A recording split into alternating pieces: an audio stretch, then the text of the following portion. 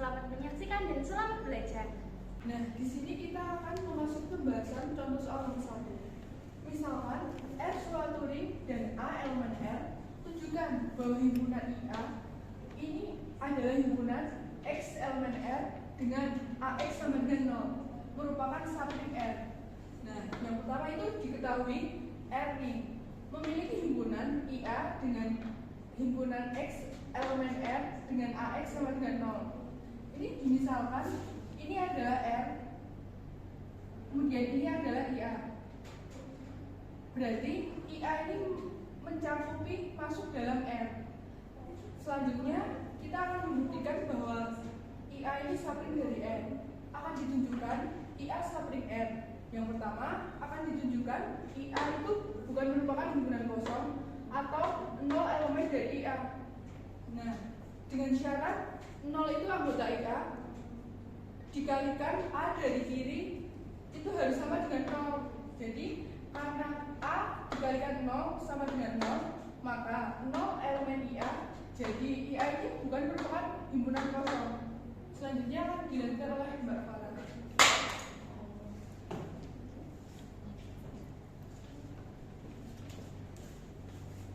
Baik, saya lanjutkan ya. Jadi di sini kita akan membuktikan bahwa himpunan dari IA ini itu tertutup. Nah, untuk yang pertama kita akan menggunakan operasi pengurangan dan yang kedua kita akan menggunakan operasi perkalian. Untuk yang kedua akan kita tunjukkan bahwa X dikurangi Y anggota dari IA. Untuk setiap X dan Y itu adalah anggota dari IA. Nah, di sini kita akan memberikan sembarang elemen, yaitu kita menggunakan elemen X dan Y di mana Y itu anggota dari IA. Nah, untuk X dan Y anggota dari IA itu sendiri artinya yang pertama dengan X anggota dari IA dengan AX itu sama dengan 0 sesuai pendefinisian ini, dan yang kedua itu ada Y elemen dari IA sama dengan AY sama dengan 0. Nah, di sini kan kita menggunakan operasi pengurangan. Jadi A dikali X dikurangi Y. Nah, ini kita menggunakan sifat distributif yaitu AX dikurangi AY. Kita substitusikan nilai AX sama dengan 0 dan AY sama dengan 0. Jadi kita dapatkan 0 dikurangi 0 sama dengan 0. Nah, untuk pembuktian yang ketiga kita menggunakan operasi perkalian. Nah, akan kita tunjukkan bahwa XY itu anggota dari IA untuk setiap X dan Y itu anggota dari IA. Nah, sama seperti sebelumnya kita menggunakan dua elemen sembarangan yaitu X dan Y anggota dari IA. Nah, di sini kan menggunakan operasi perkalian. Jadi AX sama dengan AY sama dengan tadi 0, dan di sini A dikali XY sama dengan, nah untuk ini kita ubah jadi AX sendiri dikali dengan Y. Nah, nilai AX ini kan AX-nya sama dengan 0, kita masukin jadi AX-nya 0, ini ada Y, 0 dikali Y sama dengan 0. Nah, jadi untuk operasi perkalian XY elemen dari IA untuk setiap X, Y elemen dari IA, maka terbukti bahwa himpunan IA itu subring dari R. Baik, masalah yang kedua adalah buktikan bahwa union atau gabungan dari dua buah subring itu merupakan subring pula. Oke, bisa kita ambil untuk masing-masing dari dua buah subring itu adalah S1 dan S2, yang mana kedua yang merupakan subring dari ring S dengan operasi penjumlahan dan perkalian. Ilustrasi dari subring 1 dan subring 2 adalah seperti ini. Untuk gabungan dari S1, gabungan dari subring 1 dan subring 2 itu akan terdapat X sedemikian hingga X merupakan elemen dari subring 1 atau X elemen dari subring 2. Oke, misal untuk subring yang pertama itu beranggotakan 2M sedemikian hingga M itu merupakan elemen dari bilangan bulat, dan anggota dari subring yang pertama ini adalah 0 plus minus 2 plus minus 4 plus minus 6 dan seterusnya.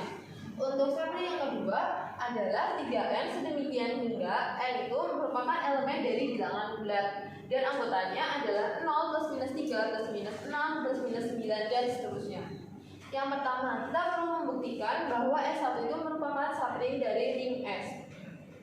Diambil anggota dari S1 adalah 2N1 dan 2N2, di mana untuk N1 dan N2 itu merupakan elemen dari Z atau bilangan bulat. Untuk membuktikan bahwa S1 itu subring, maka perlu dua operasi, yakni yang pertama adalah perkalian dari dua anggota S1 dan juga yang kedua adalah mengurangkan anggota dari S1. Untuk perkalian diperoleh 2 kali 2 N1 kali N2, yang mana 2N1 kali N2 ini merupakan elemen dari S1, maka untuk hasil perkaliannya telah terpenuhi. Dan yang kedua adalah untuk operasi pengurangan, diperoleh hasil bahwa 2 akan sama dengan 2 kali N1 kurangi N2, yang mana ini merupakan elemen dari S1. Nah, kenapa bisa termasuk elemen dari S1? Itu karena masing-masing dari N1 dan N2 tadi merupakan elemen dari bilangan bulat. Karena N1 dan N2 merupakan elemen dari bilangan bulat, maka untuk N1 dan negatif dari N2 itu juga merupakan elemen bilangan bulat. Sehingga untuk N1 dikurangi N2 itu juga merupakan bilangan bulat. Pembuktian yang selanjutnya adalah pembuktian S2 adalah subring. Di sini kita ambil dua anggota, yang pertama anggota 3N1 dan yang kedua adalah 3N2, di mana masing-masingnya merupakan elemen dari S2, di mana N1 dan N2 adalah anggota elemen dari bilangan bulat. Di sini pembuktian yang pertama yaitu pembuktian dengan perkalian. Kita memiliki 3N1 dikali 3N2 sama dengan 3 dikali 3N1 kali N2 yang merupakan anggota elemen dari S2. Selanjutnya yaitu dengan menggunakan pengurangan. Di sini 3N1 dikurangi 3N2 sama dengan 3 kali N1 dikurangi N2 dengan yang merupakan elemen dari S2. Yang selanjutnya yaitu gabungan dari dua subring S1 gabung S2. Di sini S1 gabung S2 memiliki anggota yaitu 0, plus minus 2, plus minus 3, plus minus 4, plus minus 6, plus minus 8, dan plus minus 9, dan seterusnya.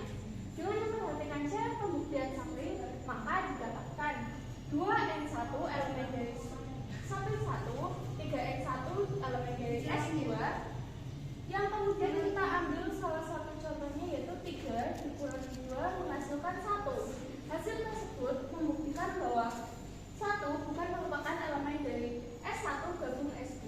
Sekian pembahasan materi subring dari kami. Terima kasih. Wassalamualaikum warahmatullahi wabarakatuh.